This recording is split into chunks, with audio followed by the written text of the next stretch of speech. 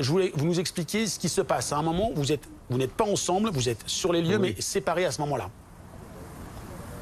Exactement, ouais. Moi, j'étais dans mon chantier et mon collègue, il est parti déplacer la voiture, vu qu'il n'y a pas de place. Et c'est là où il a entendu 3 tirs.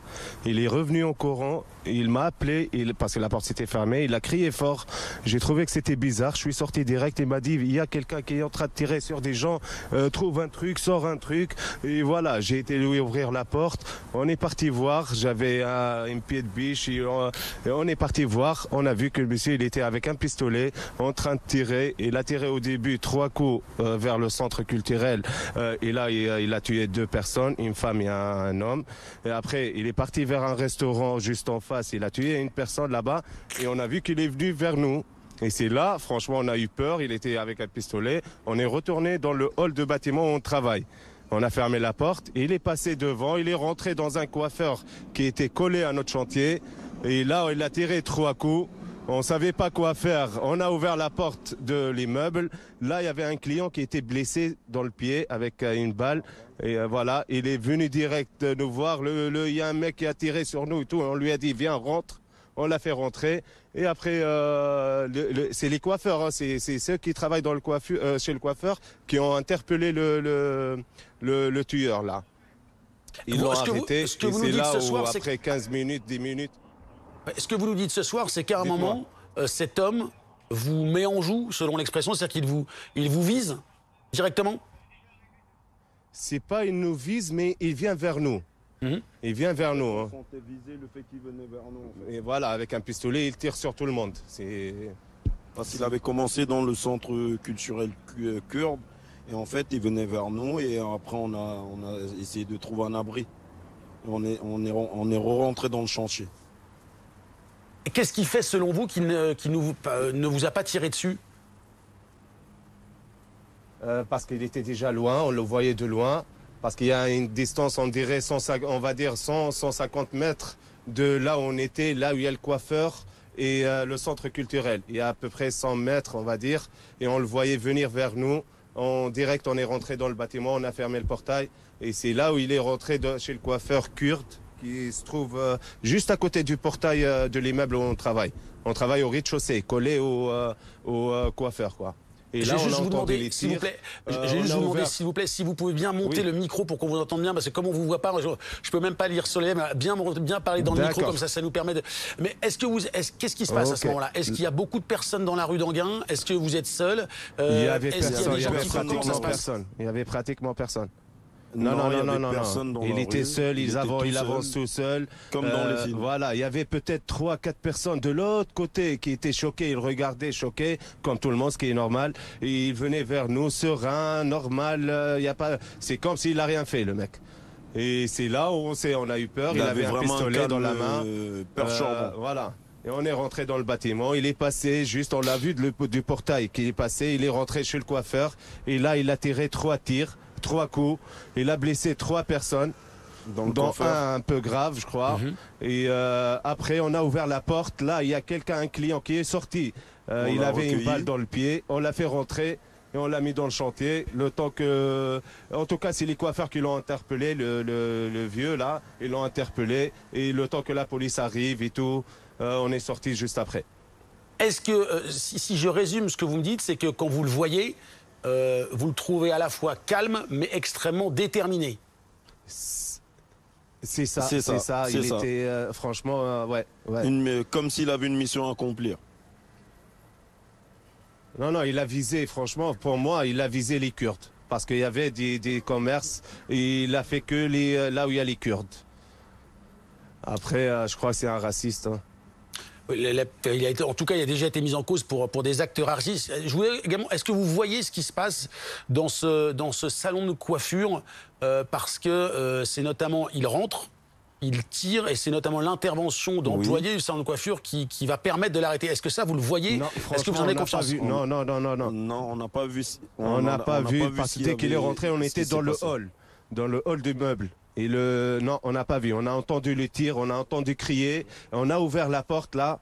quand on a entendu tout ça, parce qu'on ne savait pas quoi faire. Quand on a ouvert la porte, il y avait un client qui sortait, il s'est sauvé, mais il avait une balle dans le pied, il est tombé devant, on l'a tiré, on l'a fait rentrer, on l'a fait rentrer dans le chantier et tout, et on a appelé la police de notre côté. Et voilà, et après, petit à petit, tout le monde y est arrivé, quoi.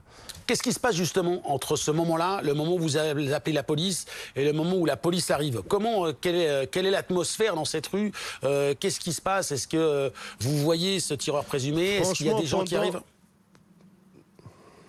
Non, c'était hyper calme pendant à peu près 20 à 15 minutes avant que la police ils arrivent. C'était hyper calme. C'était calme, ouais, c'était calme. Il n'y avait pas de cris, il y avait rien du tout. Mais que font les gens à ce moment-là? Il n'y avait pas de gens, justement. Il y avait ceux qui étaient couchés, voilà.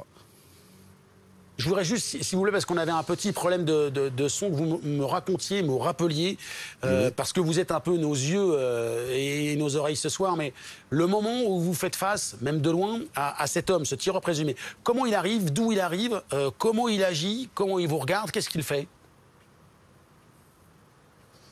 Il arrive sereinement de la rue d'Anguin. Il arrive sereinement et il est vraiment pas. Il a choisi. Il est méchant. Il n'y avait personne. Comme ça, il fait son truc à l'aise. Apparemment, il a réfléchi avant. Et la rue, elle était vide. Et voilà, il a fait son truc vraiment sereinement. Le mec, on dirait, il a pas tué. On dirait, il passe sa route normale. Est-ce qu'il a parlé? Est-ce que vous l'avez entendu parler? C'était bizarre de... Non, pas du tout. Il parle même pas, non. C'était bizarre de voir quelqu'un tuer des gens et marcher dans la rue comme s'il y avait rien qui s'était passé, quoi, comme s'il venait de boire un café. C'était vraiment, ça faisait peur, quoi. Est-ce que justement, c'est le mot que vous employez que j'allais vous poser, est-ce que vous avez eu peur? Comment vous sentez-vous ce soir? On a eu peur. On a eu peur. Justement, ce soir, ça va être compliqué avec les images qu'on a vues, les réanimations des gens qui étaient par terre, les morts qu'on a vus et les gens qui étaient blessés. Et les gens qui étaient blessés, c'était compliqué. Et voyez. Avec un pistolet qui avance et qui tire sur tout le monde, c'est normal qu'on a peur. Et pourtant, on voulait faire quelque chose de bien ou défendre, mais le mec, il était avec un pistolet. Hein. Du coup, on a reculé, on est rentré direct dans le hall. Vous êtes prêt demain à retourner, alors c'est le week-end de Noël, je ne sais pas si vous travaillez, mais à retourner sur votre lieu de travail, dans cette rue donc, qui a été marquée par ce drame? Franchement, on est obligé de retourner. Mais bon, dès qu'on revient, ça va nous rappeler les images qu'on a vues quand même. C'est choquant quand même, c'est choquant. C'est choquant et chaque fois qu'on va prendre cette rue, ça va nous rappeler les morts qu'on a vus. Ce monsieur qui était là, sans expression sur le visage, et voilà. Vous connaissiez les commerçants? On a vu en plus la police. Non, pas du tout. Comment vous pourriez nous décrire cette rue? Parce que elle est particulière, c'est une rue plutôt classique du 10e arrondissement, assez calme, oui, c'est plutôt... Non, c'est trop calme, c'est calme et ouais. Non, c'est trop calme la rue. Il n'y a même pas d'emplacement pour se garer, c'est vide. Ça, malheureusement, c'est le cas dans d'autres rues de Paris, je peux vous le confirmer. Je vois juste qu'on revienne sur le moment... Non, mais pour vous dire que il n'y a rien, quoi. Je voudrais juste qu'on revienne sur le moment où vous dites, vous récupérez cette personne qui est blessée au pied, qui sort du salon de coiffure, vous téléphonez à la police, et à ce moment-là, vous me dites, il y a quand même une quinzaine de minutes avant que les policiers sont là. Comment vous vivez ces 15 minutes? Qu'est-ce qui se passe? Qu'est-ce que vous entendez? Qu'est-ce que vous voyez? Écoutez, Déjà avant les 15 minutes, en fait, il y avait 2 policiers quand même avant qu'ils étaient là comme par hasard apparemment. Et juste après, il y a toute la police, les pompiers, c'est eux qui ont venu au bout de 15 minutes. Mais il y avait quand même 2 policiers, ils étaient là. Allez, on va dire 5 minutes après avoir arrêté le monsieur. Qu'ils ont maîtrisé dans le salon. Est-ce qu'à un moment, vous vous dites, il peut y avoir d'autres tirs, il peut y avoir d'autres tireurs? Est-ce que vous êtes aussi dans cet esprit-là? Franchement, d'après ce qu'on a vu aujourd'hui, aujourd'hui en France, on peut marcher dans la rue et on reçoit 2 balles dans la tête, normal. Hein. En allant travailler, vraiment sans problème. Et sans problème, hein. C'est ce qui s'est passé pour les morts. Ces gens qui sont morts, ouais. Et aussi une question importante, parce que c'est quelque chose que vous avez dit et qu'on ne peut pas confirmer ce soir, mais vous avez le sentiment, vous, qu'il visait des cibles kurdes. Pourquoi vous me dites ça? Parce qu'il a fait... Parce qu'il y a plusieurs magasins sur la rue.